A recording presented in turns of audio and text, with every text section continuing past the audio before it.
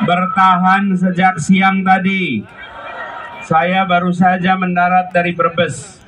Tadi siang di Brebes, begitu sampai saya sudah khawatir. Ini kalau sampai sore bagaimana masyarakat di Serang? Ternyata tidak bergeming masyarakat di sini, tetap bertahan. Untuk apa? Untuk apa? Bapak sekalian, kami menyadari ketika waktu itu mendengar kabar bahwa di Padarincang di sini ada banyak tantangan. Betul. Ada persoalan lingkungan. Betul. Saya ingin tegaskan, Republik ini hadir untuk rakyat, bukan untuk konglomerat. Betul. Walaupun di sebelah sana ada yang bilang, katanya sepertiga ekonomi ikut di seberang. Saya jawab, menurut saya, yang 2/3 ikut bersama kita di sini. Betul tidak? Biar yang raksasa di sana, di sini rakyat kebanyakan yang ingin perubahan. Rakyat yang ingin adil makmur untuk semua. Betul Bapak sekalian?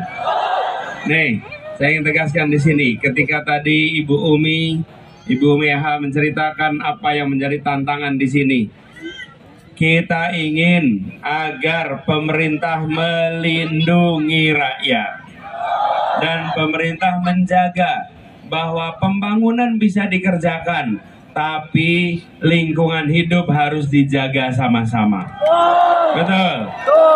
Dan kita ingin rakyat kebanyakan dapat kesempatan untuk ikut sejahtera, bukan jadi penonton. Betul. Tapi jadi pelaku. Betul. Itulah sebabnya kami ingin ada kawasan ini maju, kawasan ini berkembang.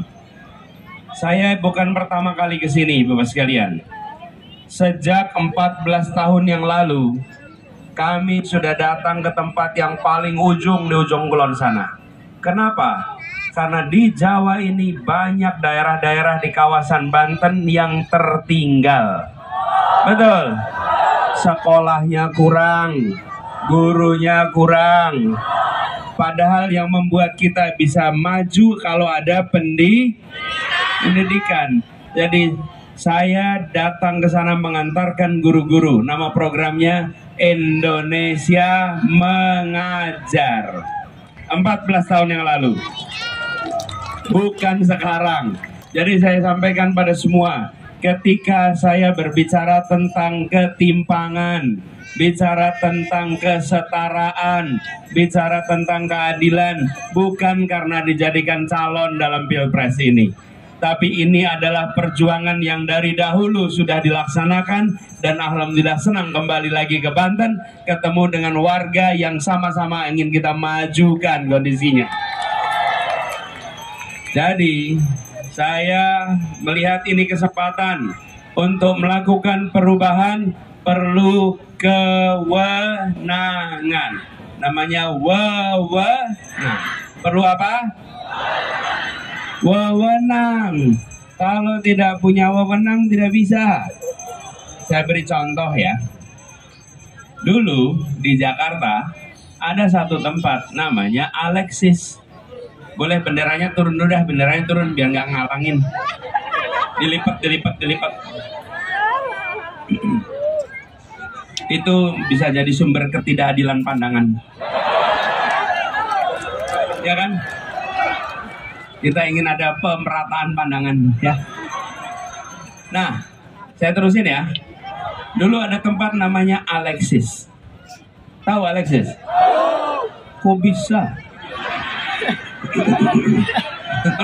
Bapak bilang nggak tahu gitu. Alexis tuh boleh tahu, yang penting nggak pernah ke sana. Ya, ada sosmed jadi tahu ya.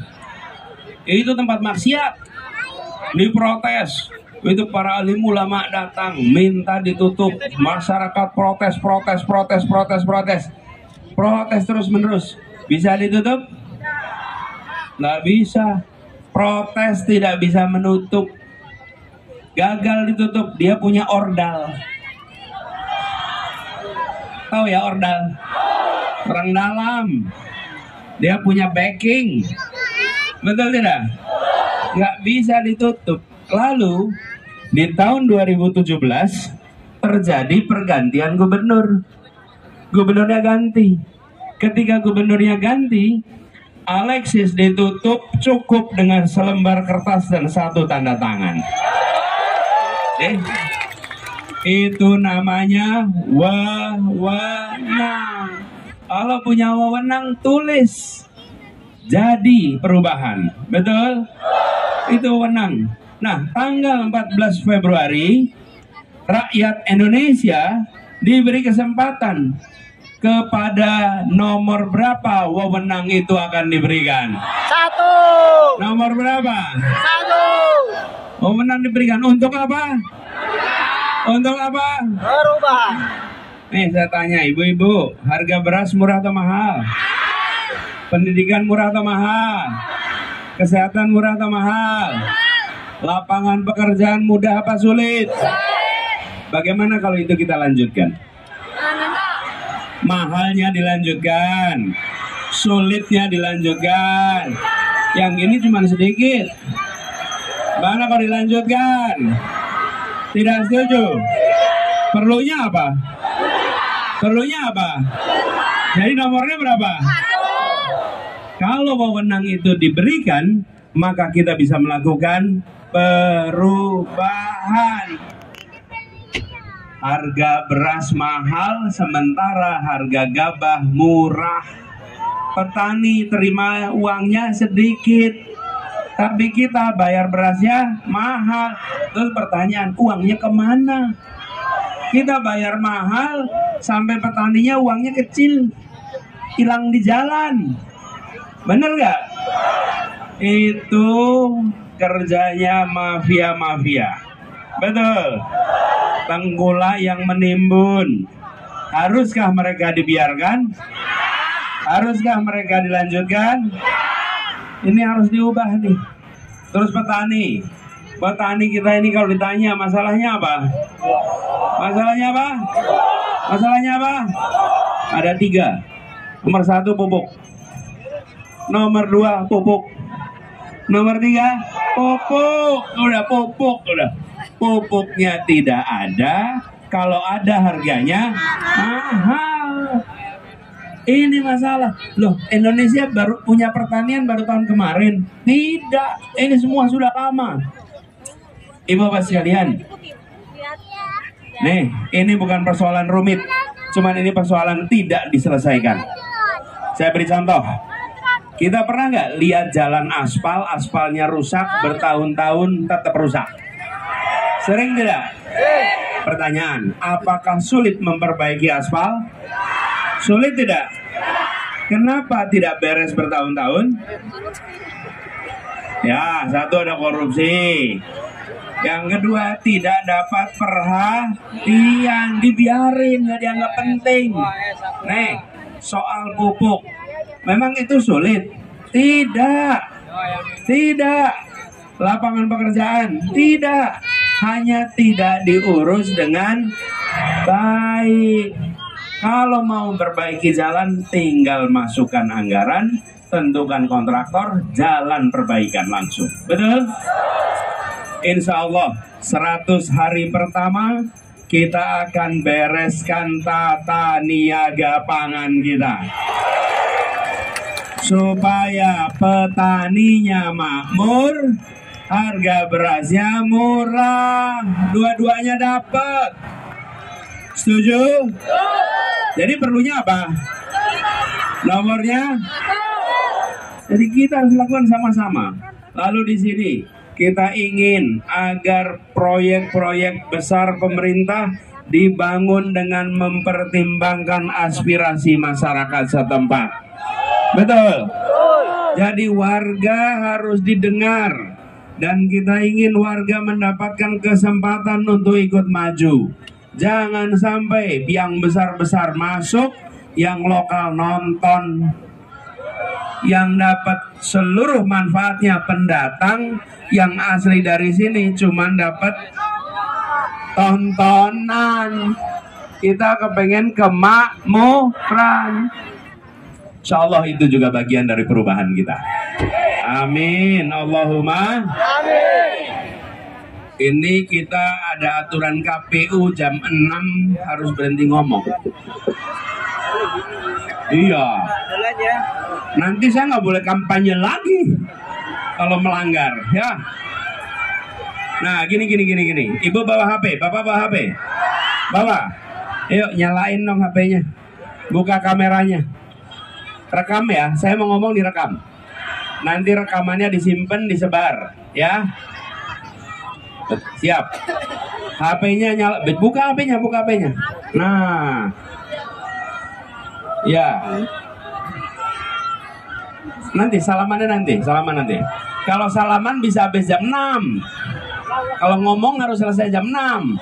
Ya. Maghrib jam berapa di sini? Berapa? 6 lebih? Setengah 7. Jadi masih ada cahaya lah nanti ya. Nih Bapak Ibu, saya tanya dulu, pulsanya aman? Aman? Baterainya aman? Aman. Memorinya yang paling penting.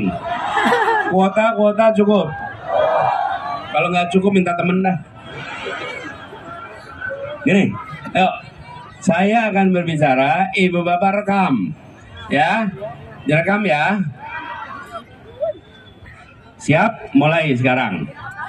Hari ini pada hari Selasa 30 Januari di Padarincang, Banten, kita berkumpul bersama di sini untuk menyongsong perubahan Indonesia. Kita menginginkan Indonesia yang adil dan makmur untuk semua, bukan makmur untuk sebagian dan sebagian lain hanya jadi penonton. Kita menginginkan lapangan pekerjaan untuk semua. Kita ingin biaya hidup lebih murah, harga beras lebih murah, pupuk petani tersedia, solar nelayan tersedia, pakan ternak untuk peternak tersedia. Dan kita mengetahui itu bukanlah hal yang rumit bagi pemerintah, tetapi itu tidak menjadi menjadi prioritas selama ini. Kita akan melakukan perubahan. Dan Ibu Bapak yang hadir di sini, Ibu Bapak punya pilihan menunggu di rumah, menonton di rumah, tapi Ibu Bapak tidak melakukan itu. Memilih hadir di lapangan ini menjadi bagian dari sejarah perjuangan perubahan di Indonesia. Apakah ada yang datang karena bayaran? Ini bukan wajah-wajah bayaran. Yang datang ke sini datang karena membawa harapan, bukan menginginkan bayaran. Mengapa? Karena ini orang-orang yang harga dirinya tidak bisa dijual belikan. Ini adalah rakyat yang tidak bisa dijual belikan. Orang-orang yang menjunjung tinggi harga dirinya. Rekaman ini Ibu Bapak simpan, jadikan sebagai bukti perjalanan hidup Ibu Bapak sekalian. Kelak ketika Ibu Bapak sudah berusia lebih lanjut, yang sekarang Ibu insya Allah diberi umur panjang jadi nenek, yang sekarang Bapak insya Allah umur panjang jadi kakek. Bayangkan di masa depan Ibu dan Bapak menengok kembali pada peristiwa tahun ini. Dan Ibu Bapak bisa bercerita pada anak cucu, nak, ketika Indonesia di persimpangan jalan, ketika ketidakadilan merajalela, korupsi merajalela, pengerusakan lingkungan merajalela, kakekmu, nenekmu bukan bagian yang diam. Kakekmu, nenekmu bagian dari yang berjuang melakukan perubahan di Republik ini. Biarkan rekaman ini jadi saksi dan bukti bahwa Ibu dan Bapak hadir bersama dalam sebuah perjuangan, dan kehadirannya tidak sedikit pun karena rupiah, tapi kehadirannya karena keyakinan atas perubahan dan menjaga harga diri rakyat Indonesia. Insya Allah perubahan ini akan terjadi.